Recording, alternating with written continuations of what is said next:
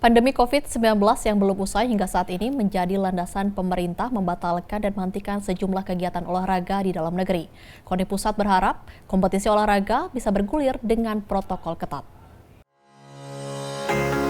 Ketua Umum Komite Olahraga Nasional Indonesia, KONI Pusat, Letjen TNI Purnawirawan Marciano Norman berharap kompetisi olahraga prestasi bisa bergulir kembali dengan kebijakan protokol kesehatan secara ketat, sekaligus menyesuaikan kondisi COVID-19 di Indonesia. Marciano mengusulkan kegiatan olahraga prestasi dapat digelar di luar zona merah COVID-19 dan daerah tersebut tidak melaksanakan pilkada. Agenda olahraga tersebut digelar dengan menerapkan protokol kesehatan 3M. Pertandingan digelar tanpa penonton dan diawasi serta didampingi pihak terkait yang berwenang termasuk pihak kepolisian. KONI Pusat mengharapkan masyarakat olahraga tetap mematuhi protokol kesehatan yang ditekankan pemerintah. Marciano juga berharap semoga pemangku kebijakan, keamanan, gugus tugas COVID-19 dapat bekerja sama dengan Kementerian Pemuda dan Olahraga, PONI dan cabang olahraga dalam rangka pembinaan dan peningkatan prestasi olahraga Indonesia. Hal ini penting lantaran pembinaan, kesejahteraan, dan ekosistem keolahragaan harus kembali berjalan. Menghadapi situasi yang seperti sekarang ini dan apa yang saya sampaikan tadi, KONI memohon pemerintah mempertimbangkan untuk memberikan peluang kepada cabang-cabang olahraga melakukan kompetisinya, melakukan aktivitasnya dengan beberapa syarat. Yang pertama, event itu bisa dilaksanakan tanpa penonton. Yang kedua, event itu dilakukan dengan menerapkan protokol kesehatan secara ketat.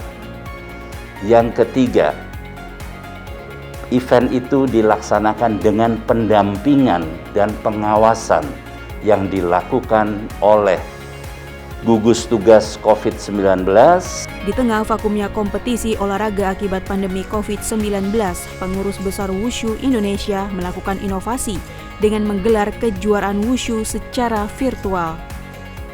Kejuaraan Wushu secara virtual baru pertama kali digelar. Total ada 50 sasana dari seluruh Indonesia yang turut ambil bagian. Untuk Kota Malang, kejuaraan dilakukan di Gedung Wushu Jalan Karangwidoro. Kejuaraan ini memperebutkan Piala Bergilir Menpora. Meski digelar secara daring, namun hal tersebut tidak menyurutkan semangat para atlet dalam memberikan penampilan terbaik. Dukungan dari sesama rekan bisa sedikit mengobati kerinduan atlet akan riuhnya atmosfer pertandingan secara langsung. Bedanya sekarang online, dulu nggak online. Lebih enak mana? Lebih enak dulu. Kenapa? Karena Rame gitu. Soalnya supporternya lebih jelas kalau dulu. Terus kan kalau sinyalnya lambat nggak bisa dilompati. Jadi virtual wushu ini adalah kejuaraan live streaming pertama untuk wushu karena akibat pandemi COVID ini ya, COVID-19. Jadi tidak memungkinkan diadakan kejuaraan offline. Sehingga dari PB Wushu itu biar atletnya itu terus berkembang, akhirnya ya kita berinovasi mengadakan kejuaraan virtual Wushu ini. Pandemi COVID-19 juga memaksa pemerintah menunda Pekan Olahraga Nasional ke-20 di Papua dari Oktober 2020 menjadi Oktober 2021.